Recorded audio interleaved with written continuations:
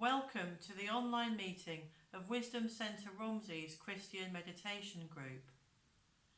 Our reflections and readings this evening have been put together by Rob. Enjoy your meditation and thank you for being with us.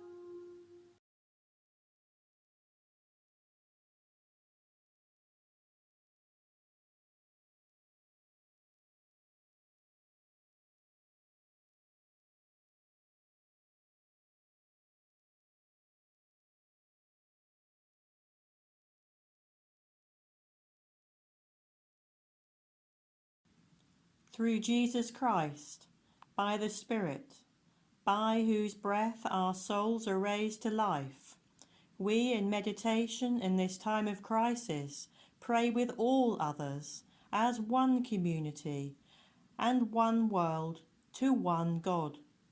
We unite with our brothers and sisters of all world traditions.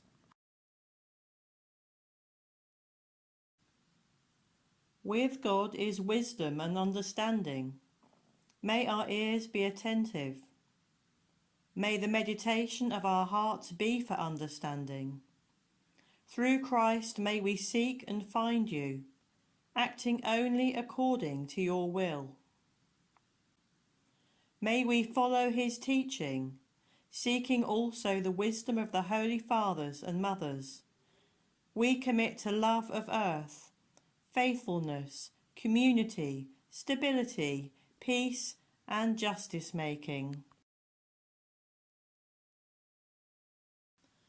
Letting go of all else, in contemplation we surrender in love to you. Let our sacred word be a symbol of our consent to your loving presence and healing. May we be faithful to this word so that it rises in our hearts, awakening that sense of your presence.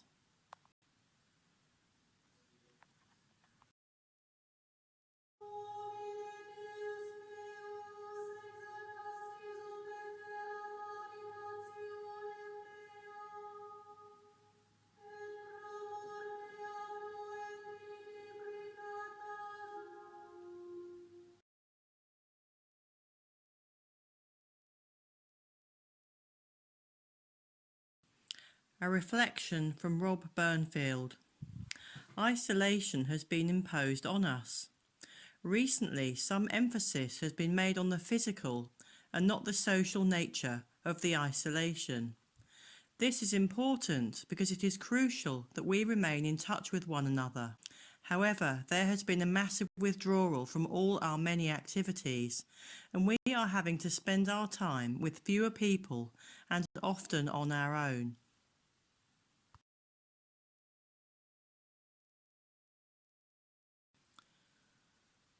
Reading from Bede Griffiths' letters. Thoughts on this reading from Rob Burnfield. For Rob, Father Bede believes our meditation should lead into silence, into the world of non-duality. Griffith speaks of the resolution of differences and conflicts. Our period of isolation could be seen as an opportunity to develop that practice. As Griffith says, it seems to me that we have ultimately to go beyond all forms of thought, even beyond the Trinity, the Incarnation, the Church, etc. All these things belong to the world of signs, manifestations of God in human thought. But God himself, truth itself, is beyond all forms of thought. All meditation should lead into silence, into the world of non-duality, where all the differences and conflicts in this world are transcended. Not that they are simply annulled, but they are taken up into a deeper unity of being in which all conflicts are resolved. rather like colours being absorbed into pure white light, which contains all the colours, but resolves their differences.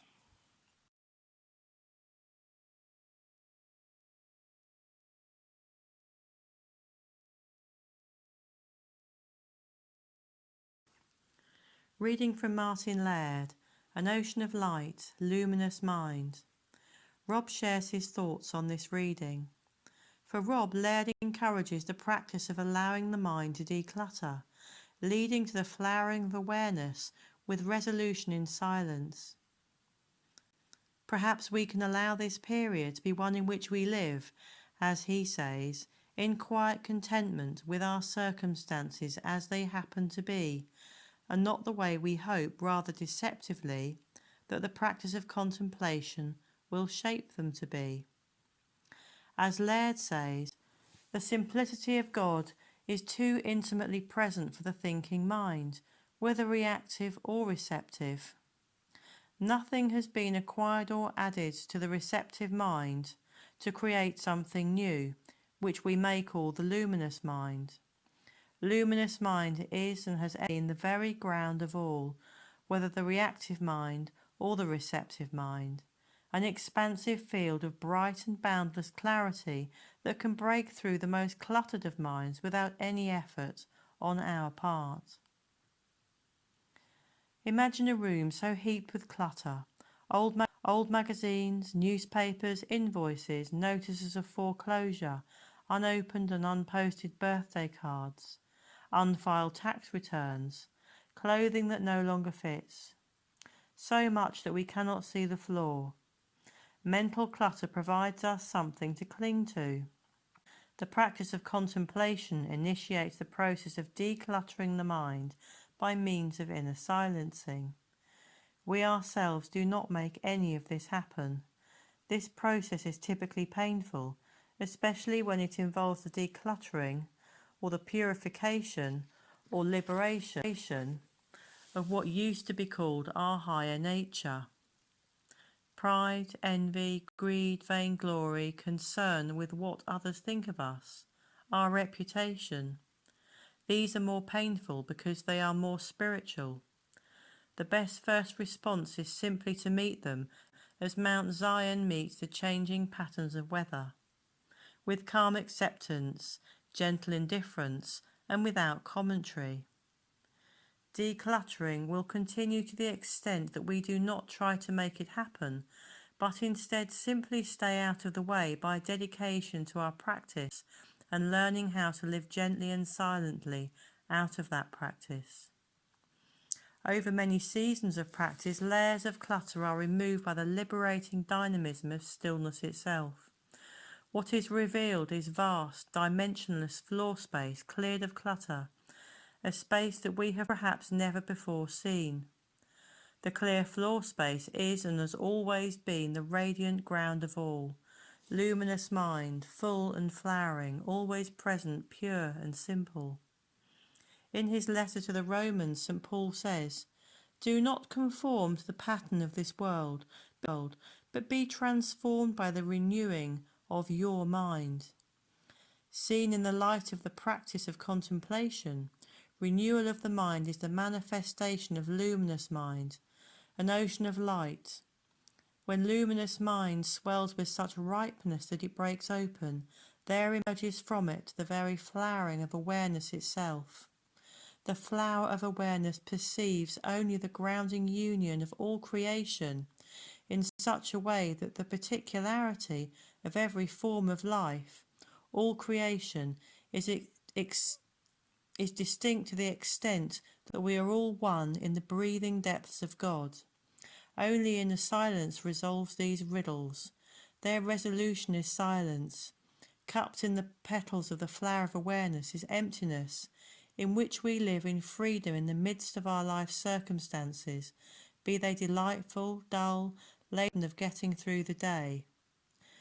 In quiet contentment with our circumstances as they happen to be, and not the way we hope, rather deceptively, that the practice of contemplation will shape them to be.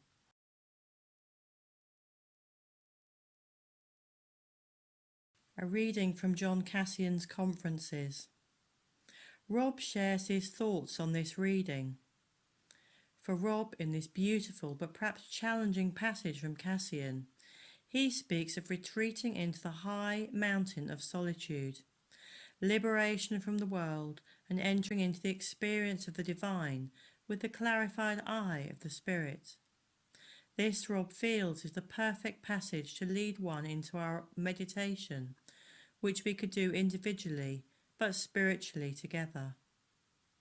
Cassian says, to gaze with utterly purified eyes on divinity is possible, but only to those who rise above lowly and earthly works and thoughts, and who retreat with him into the high mountain of solitude. When they are freed from the tumult of worldly ideas and passions, when they are liberated from the confused delay of the vices, when they have reached the sublime heights of utterly pure faith and preeminent virtue, the divinity makes known to them the glory of Christ's face, and reveals the sight of its splendours to those worthy to look upon it with the clarified eye of the Spirit.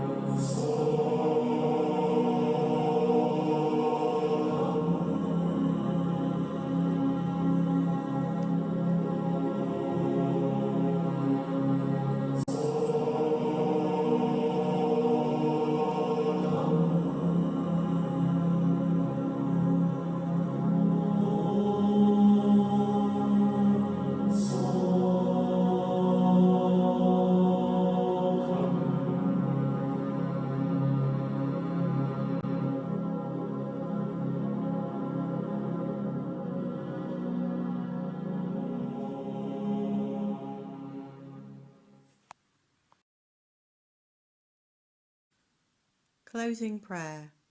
Through Jesus Christ, by the Spirit, by whose breath our souls are raised to life, we, in meditation in this time of crisis, pray with all others as one community and one world to one God.